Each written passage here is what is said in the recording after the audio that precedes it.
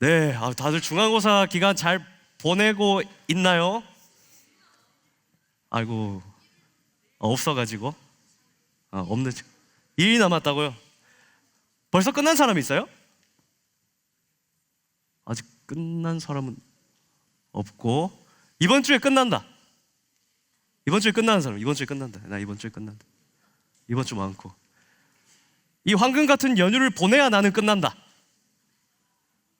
네, 우리 모두 힘냅시다. 우리 전도사님도 시험 기간이고요.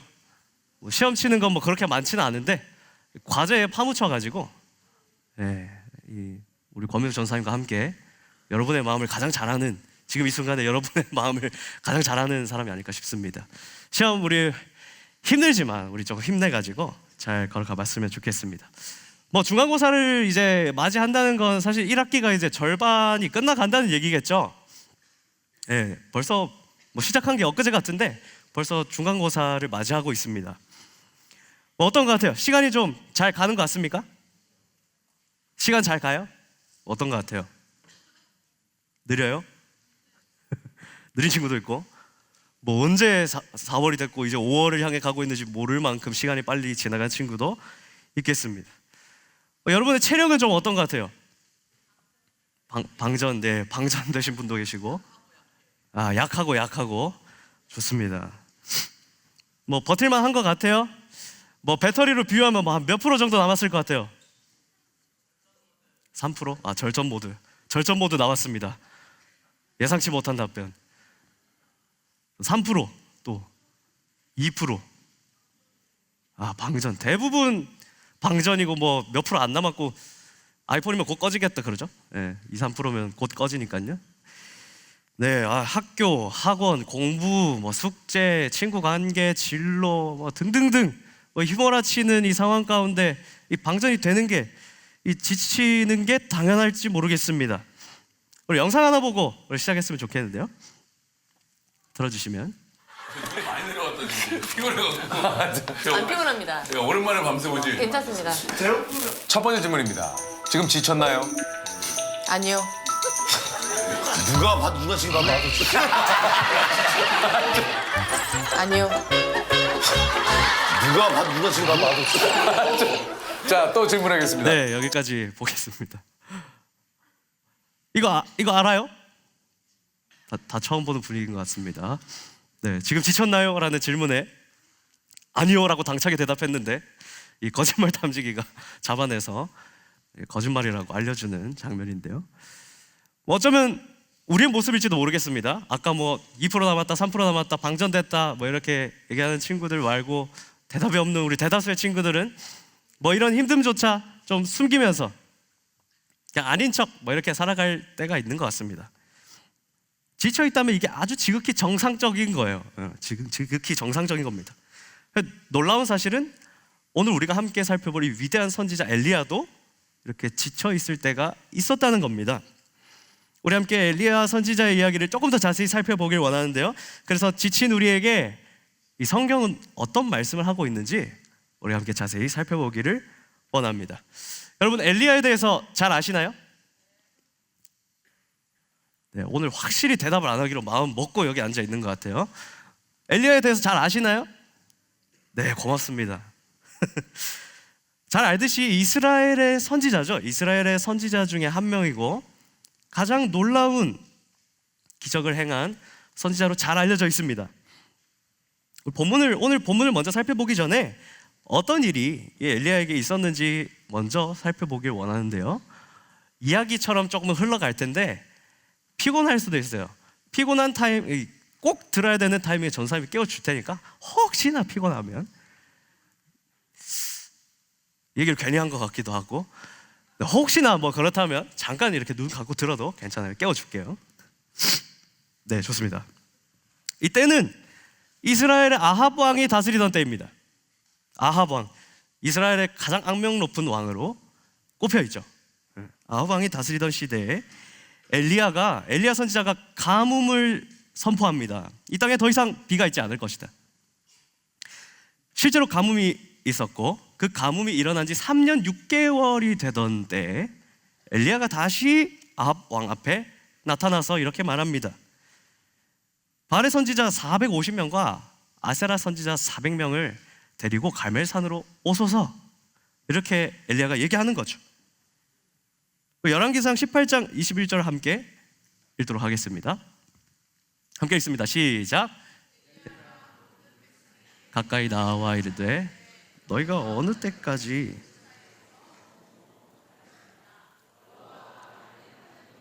그를 따르고 바알이 만일 하나님이면 그를 따를지니라 하니 백성이 말 한마디도 대답하지 아니하는지라.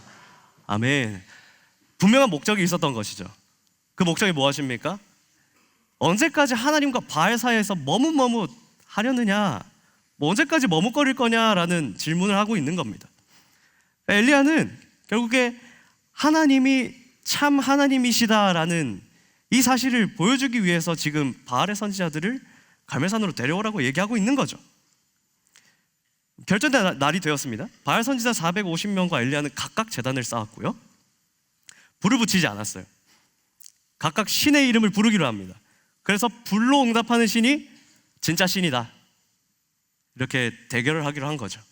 백성들도 여기에 동의를 합니다. 아, 그럼 뭐 진짜 하나님이겠지 라고 동의를 하는 거죠.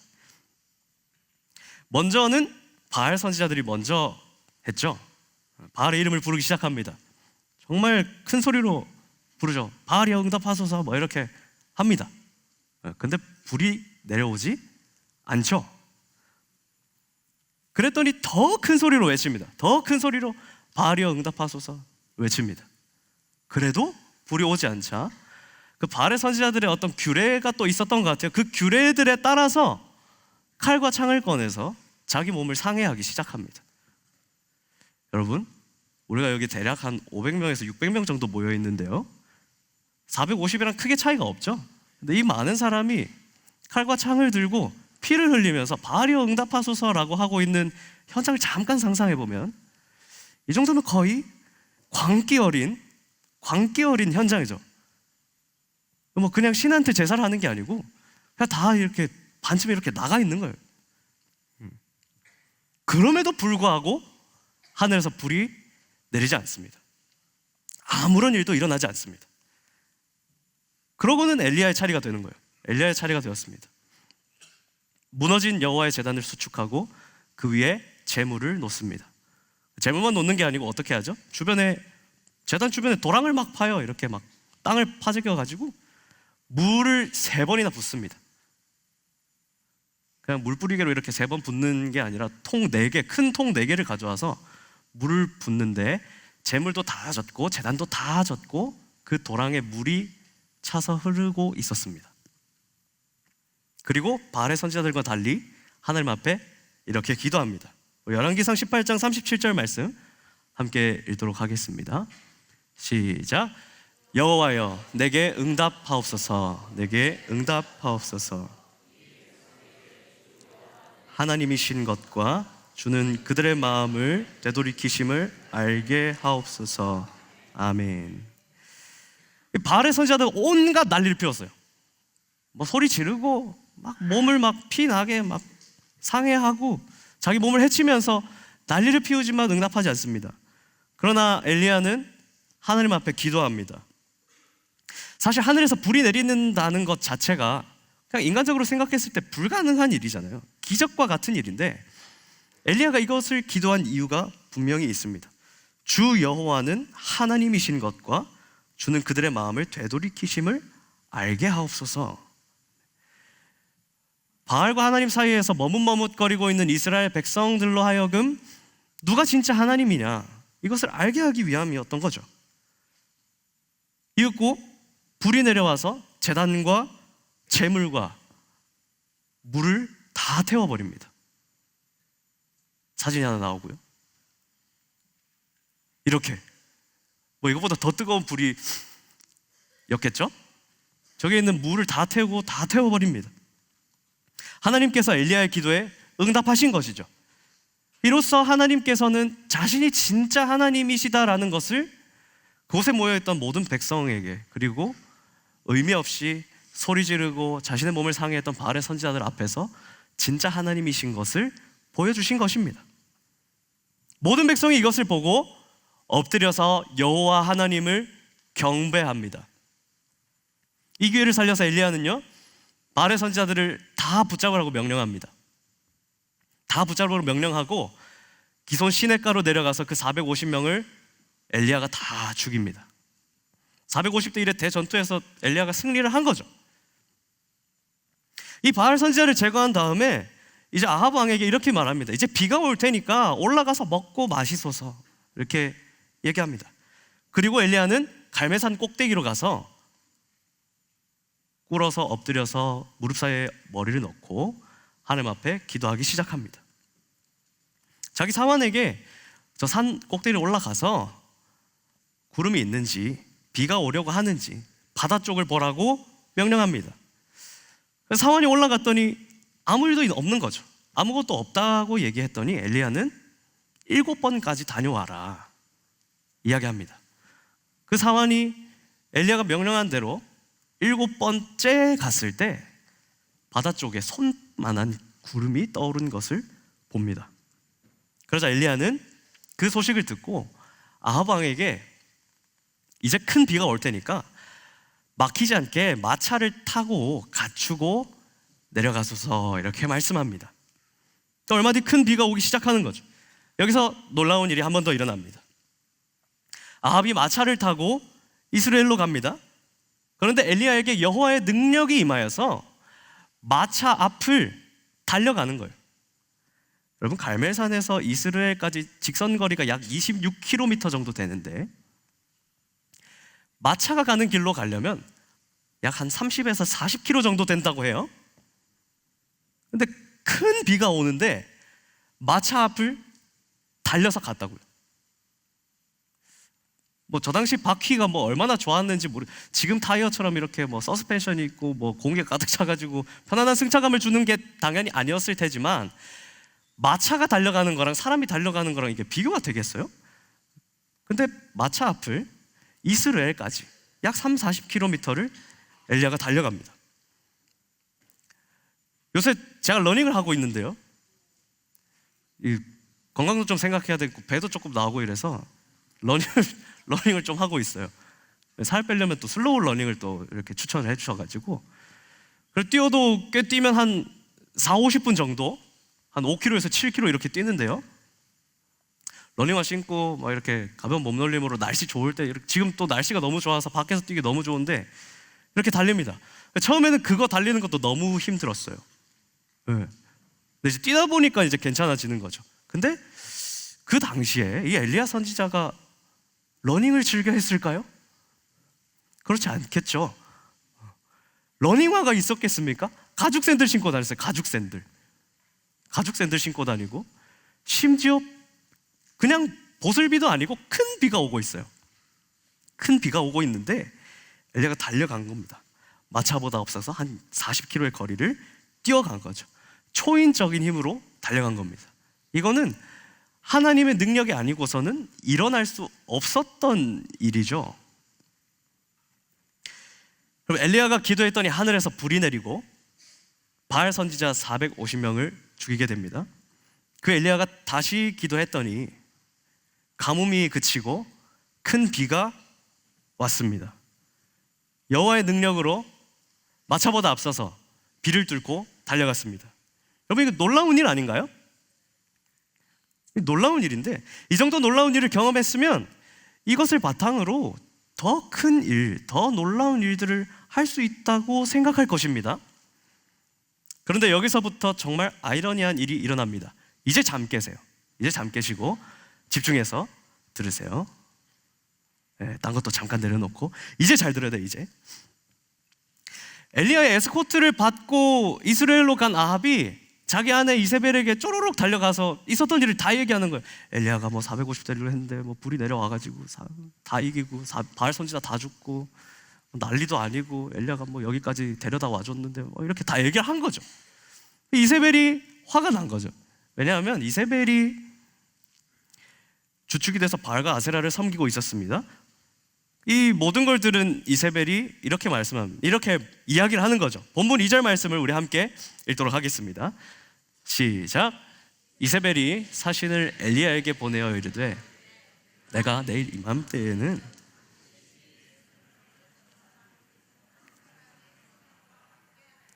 그렇게 하지 아니하면 신들이 내게 벌 위에 벌을 내림이 마땅하니라 한지라. 아멘.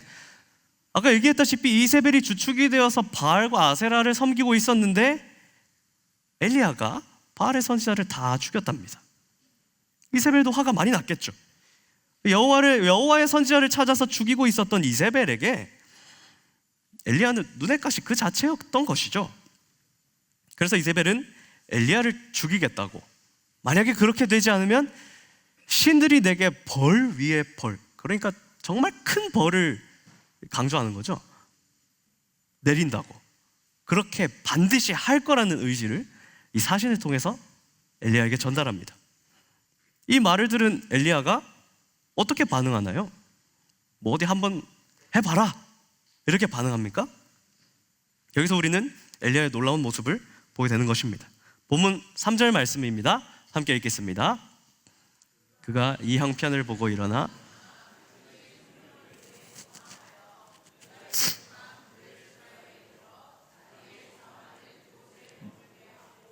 아멘. 엘리야가 어떻게 했다고 말씀하고 있나요? 네, 도망. 엘리야는 갈멜산에서 하나님의 불이 이렇게 내려왔을 때 이스라엘이 하나님께 돌아올 줄 알았습니다. 근데 그런 일은 일어나지 않았습니다. 오히려 이세벨이 더 독하게 엘리야를 죽이려고 합니다. 실컷 하나님의 일을 했는데 돌아오는 결과가 이러니까 그 허무함이, 그 황당함이 엘리야를 무너지게 했던 것입니다. 놀라운 기적이 일어났다고 해서 한순간에 모든 것이 바뀌지 않는 것이죠. 그래서 그 협박 앞에 자기의 생명을 위해서 도망쳤다고 기록하고 있습니다. 여러분, 이전까지의 기세, 바알의 선지자 450명을 처단하고 아합의 마차 앞에서 달렸던 그 기세는 온데간데 없이 그냥 자기 생명을 위해서 브엘세바로 출행랑을 친 거죠. 그리고서는 그곳에 자기의 사환, 자기의 종을 거기에 머물게 합니다. 머물게 했다고 되어 있는데 거기에 살게 했다는 거예요. 그게 어떤 의미죠? 사환은 선지자와 같이 다녀야 되겠죠. 근데 거기에 머물게 했다는 것은 이제 더 이상 선지자 안 하겠다는 거죠. 더 이상 종도 필요 없고 사환도 필요 없고 나 이제 아무것도 안 할 겁니다 라고 얘기하고 있는 거예요. 그리고 충격적인 선언을 합니다. 본문 4절 말씀 다시 한번 함께 읽겠습니다. 시작. 자기 자신은 광야로 들어가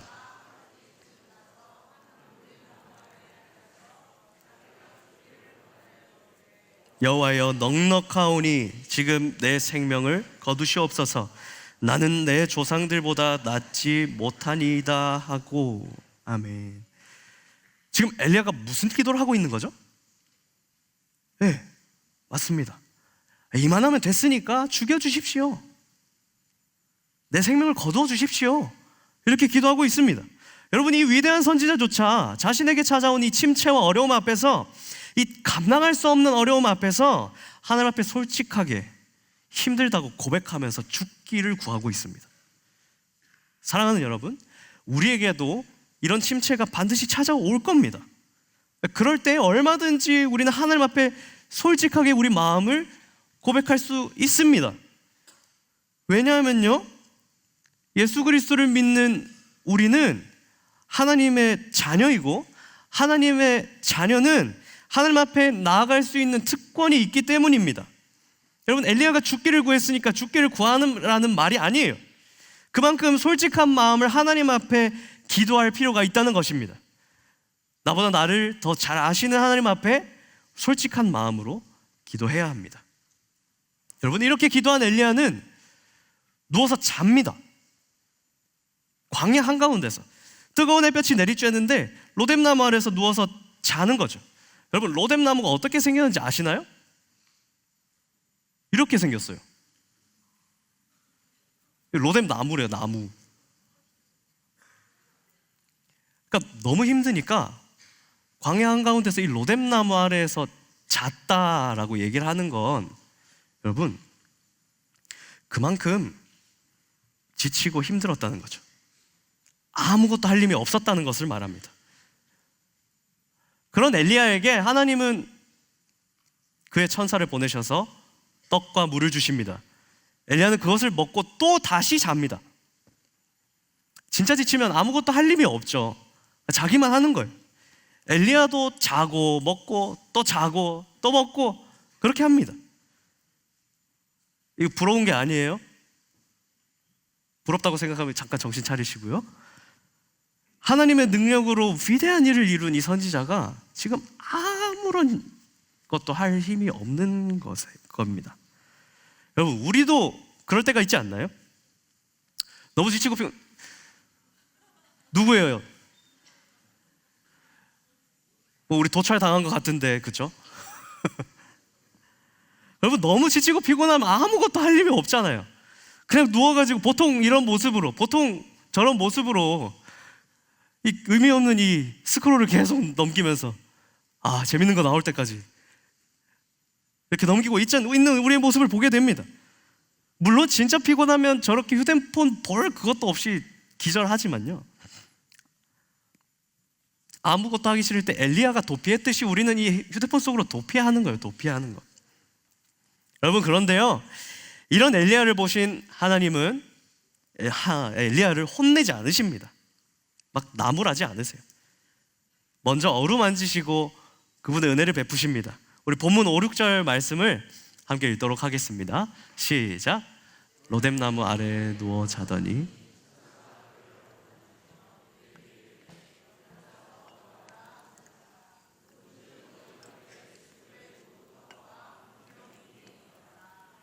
먹고 마시고. 아멘. 여러분, 하나님은 먼저 공급하심으로 우리의 기초적인 필요를 채우십니다. 하나님은 우리에게 무엇이 필요한지 가장 잘 아십니다.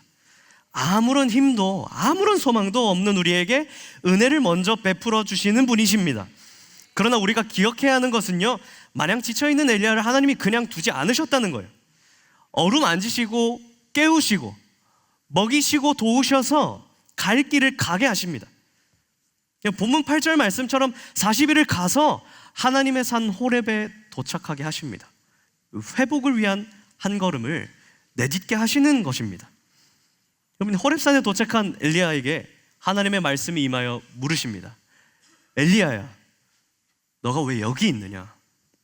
이에 대해서 엘리야가 대답합니다. 열왕기상 19장 10절 말씀 함께 읽겠습니다. 그가 대답하되 내가 만군의 하나님 여호와께 열심히 유별하오니 이는 이스라엘 자손이 주의 언약을 버리고 주의 제단을 헐며 칼로 주의 선지자들을 죽였음이오며 오직 나만 남았거늘 그들이 내 생명을 찾아 빼앗으려 하나이다. 아멘. 여러분, 이 대답을요, 정확하게 똑같이 한 번 더 합니다. 여기서 한 번 하고요, 이렇게 대답하고 난 다음에 하나님께서 엘리야에게 하나님의 산 앞에 서라고 말씀하십니다. 그랬더니 그 엘리야 앞에 크고 강한 바람을 먼저 보내세요. 그리고 지진이 있습니다. 그리고 큰 불을 보이십니다. 그러나 그 가운데 하나님은 계시지 않았습니다. 그 모든 것이 지나간 이후에 아주 세미한 소리로 하나님의 말씀이 엘리야에게 찾아오셔서 다시 질문하십니다. 왜 여기에 있느냐? 그런데 14절에서 한 글자도 틀리지 않고 동일하게 똑같이 대답하는 거예요. 여러분, 이 대답이 뭐가 문제인지 모르시겠죠? 엘리야의 대답에 깔려 있는 게 있어요. 깔려 있는 거. 여호와의 선지자는 다 죽고 나만 남았는데 나를 죽이려고 하니 하나님의 언약이 어떻게 이루어지겠습니까? 여러분, 이게 어떻게 들리는 거죠? 이제 이스라엘에 답이 없다, 이제 이스라엘에 소망이 없다고 하나님께 반문하고 있는 거죠. 여러분, 우리도 이렇게 생각할 때가 있습니다. 아니, 하나님 전능하시다고는 하는데 이건 안 되겠죠? 이런 기도하기도 합니다. 아니, 반에 예수님 믿는 사람 저밖에 없는데 저를 통해서 뭘 하시겠어요? 라고 생각하고 있진 않나요? 사랑하는 여러분, 우리가 믿는 하나님은 불가능이 없으십니다. 그 하나님이 우리의 하나님이시고 그 하나님이 나의 하나님이십니다. 하나님은 지쳐 쓰러져 있는 엘리야를 그냥 두지 않으셨습니다. 은혜를 베푸셔서 어루만지시고 먹이시고 재우시고 회복의 자리로 인도하십니다. 그리고 다시 하나님의 말씀을 주시고 그 길을 걸어가게 하십니다. 여러분, 하나님께서 엘리야에게 다시 사명을 주세요. 하사엘에게 기름을 부어서 아람의 왕이 되게 하십니다. 예후에게 기름을 부어 북이스라엘의 왕이 되게 하십니다. 그리고 엘리사에게 기름을 부어서 엘리야를 이어 선지자가 되게 하십니다. 하나님은 그분의 말씀으로 하나님의 뜻을 이루십니다. 엘리야에게 다시 사명을 주신 이 세 가지 기름 부음은 결국에 세상의 모든 주권이 하나님께 있다는 것을 선포하고 계신 것입니다. 여러분, 엘리야는 선지자예요. 선지자는 여호와 하나님의 말씀을 선포하고 그분의 뜻대로 움직여야 합니다. 근데 하나님의 말씀대로 따라갈 때에 비로소 그 역할을 다하게 되는 것이죠. 그렇지만 하나님의 뜻대로 가다가도 우리는 지칠 수가 있습니다. 우리는 그만큼 연약한 존재라는 거예요. 한순간이라도 하나님의 말씀을 붙잡지 않으면 우리는 너무나도 쉽게 나가 떨어집니다. 이 위대한 선지자조차도 하나님 앞에 죽기를 구했습니다. 그러나 그런 엘리야를 다시금 회복시키시고 하나님의 말씀을 주셔서 그 사명을 감당하게 하십니다. 여러분, 우리의 삶도 그렇습니다. 하나님의 말씀에 귀 기울이고 그 삶을 살아갈 때 때로 지칠 수 있죠. 넘어질 수 있습니다. 아무것도 하기 싫고 도무지 무언가 할 힘조차 없을 때가 우리에게 있다는 것입니다. 그러나 세미한 음성으로 찾아오신 하나님 앞에 나아갈 때에 우리에게 분명히 나아가야 할 길을 알려주실 줄 믿습니다. 하나님은 우리가 걸어가야 할 길을 분명히 알고 계시고 어떤 일을 해야 할지 알고 계십니다.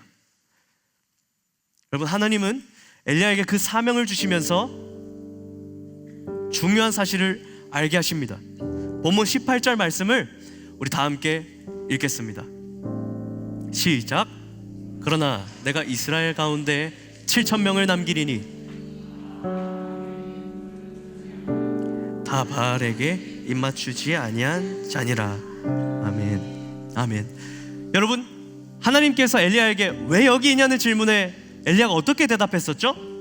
나만 혼자 남았거늘, 여호와의 선지자 중에 나만 혼자 남았거늘. 엘리야가 이렇게 대답했습니다. 하나님한테.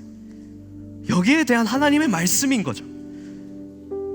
여러분, 엘리야는 여호와의 선지자, 그러니까 하나님의 말씀을 온전히 따르는 사람이 자기밖에 없다고 생각하고 있었어요. 근데 충분히 그렇게 생각할 수 있었던 게 뭐냐면 아합과 이세벨이 여호와의 선지자를 찾는 족족 다 죽였습니다. 구석에 숨어있는 선지자까지 다 찾아내서 죽이고 있었다고요. 그런데 실상은 그렇지 않았습니다. 혼자이듯 느꼈지만 바알에게 무릎 꿇지 않은 자가 무려 7,000명이나 있었다고 하나님 말씀하고 계십니다. 패배의식에 절어있던, 찌들려있던 엘리야의 생각을 고쳐주신 것이죠. 여러분, 우리는 때로는 혼자 있는 것처럼 느껴질 때가 있습니다. 더욱이 집에서 혼자 믿고 있거나 혹 반에서 또는 친구들 중에서 혼자 믿고 있다면 그렇게 느낄 때가 더 많아요. 그러나 믿음의 친구들이 있어도 그렇게 느낄 때가 있습니다. 그러나 하나님께서 붙여주신 믿음의 공동체가 있음을 기억하시길 바랍니다. 옆에 있는 반 선생님, 친구들, 또 전사님, 목사님들 그냥 붙여주신 게 아니에요. 여러분과 동일하게 세상에 무릎 꿇지 않고 하나님의 말씀대로 살아가고자 발버둥 치고 애쓰는 공동체, 동역자가 있다는 것을 기억하시길 바랍니다. 사랑하는 제아임 공동체 여러분, 분명 지치고 힘든 시기입니다. 설령 지금 아니라고 하더라도 언젠가 그런 시기가 찾아옵니다. 여러분, 그럴 때에 있는 그대로 하나님 앞에 나아가서 하나님, 나 너무 힘듭니다. 나 너무 지칩니다. 이렇게 솔직한 마음으로 하나님 앞에 고백하길 바랍니다. 우리 하나님은 결코 우리의 연약함을 비난하거나 정죄하지 않으십니다. 먼저 어루만지시고 먹이시고 회복의 길로 걸어갈 수 있도록 우리를 인도하시고 도우시는 자비로운 분이십니다. 여러분, 엘리야에게는 하나님의 말씀이 임하셔서 나아갈 바를 알려주셨어요. 우리에게는 하나님의 말씀이 어떻게 오죠? 여러분, 말씀이신 하나님이 이 땅 가운데 사람의 몸을 입고 오셨습니다. 누구십니까? 예수 그리스도시죠. 우리 예수님 친히 오셔서 우리 모든 문제를 짊어지시고 십자가에 죽으시고 부활하셔서 승천하셨습니다. 그리고 우리에게 성령 하나님을 보내주셨습니다. 왜 보내주셨죠? 우리와 영원히 함께 하시기 위해서. 그렇게 오늘도 주님께서 우리와 함께 하고 계시는 것입니다. 그러므로 우리는 하나님의 말씀을 읽을 때, 하나님의 말씀을 들을 때 성령의 도우심으로 그 말씀을 깨닫고 우리에게 주시는 사명을 발견하게 될 수 있는 것입니다. 여러분, 우리 하나님은요, 우리가 다시 걸어갈 힘을 주시되 홀로 가도록 그냥 내버려 두지 않으십니다. 허락하신 공동체와 함께 가게 하십니다. 같은 마음으로 같은 것을 바라보는 이 공동체를 하나님께서 허락하셨습니다. 그렇다면 우리는 함께 어려움을 나누고 마음을 같이 하고 함께 걸어갈 수 있어야 하는 것이죠. 옆에 있는 내 친구가, 선생님이, 전도사님이, 목사님들이 하나님께서 여러분 옆에 두신 그 7,000명이라는 것입니다. 여러분, 결코 여러분 혼자 씨름하고 있는 것이 아닙니다. 사랑하는 여러분, 있는 그대로 하나님 앞에 기도하시기 바랍니다. 기도 가운데, 말씀 읽는 가운데 하나님의 음성에 귀 기울이시기를 바랍니다. 내 옆에 남아있는 이 7,000명과 함께 어려움을 나누고 함께 걸어가기를 소망합니다. 바라기는 엘리야의 삶에 함께 하신 하나님을 날마다 경외함으로 지치고 힘든 가운데 능력 있는 삶을 살아내시는 저와 여러분 되시기를 주님의 이름으로 축복합니다.